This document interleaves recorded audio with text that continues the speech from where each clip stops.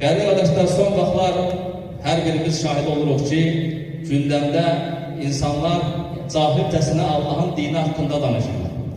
Halbuki bu çox təhlükəli bir mövzudur və təbiri caizsə bu son dönemdə insanlara batili dəvət edənlər, onlar kiçik dəccallar sayılırlar.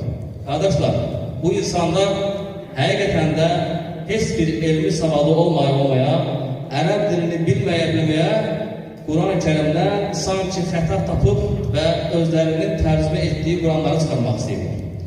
Bu qardaşlar ən böyük fitnədir. Baxın, bu insanlar Quran-ı Kerimi üzündən oxuyanda belə özündən oxuya bilmirlər. Hiss edirsən ki, bu adam biz Quranı oxuya bilmir. Ancaq ərəb dilini bildiğini iddia edir və Quran-ı Kerimdə açıq şəkildə gələn ayələri inkar edirlər. Deyirlər ki, Musa Peyğəmbər dənizi iki yerə ayırmadı, Qarışqa Süleyman Peyğəmbərlə danışmadı və yaxud da digər bu şeyləri təhqiq edirlər, inkar edirlər.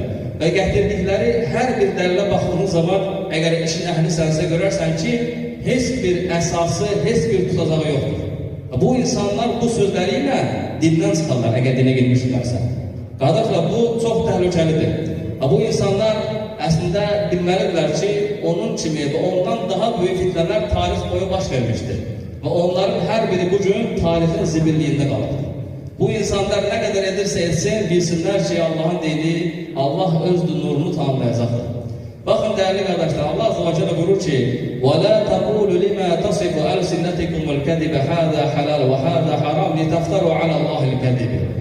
Dilimizin uydurduğu yalana uyup da bu halaldır, bu haramdır diyerek Allah'a iftira atmayın. Bakın, Allah Azze ve Celle bir insanın Allah'ın haramına halal, halalına haram deyərsə, bunu iftira adlandırır. O zaman buyurur ki, İnnellezine yeftaruna alallahil kadibe la yuflihun.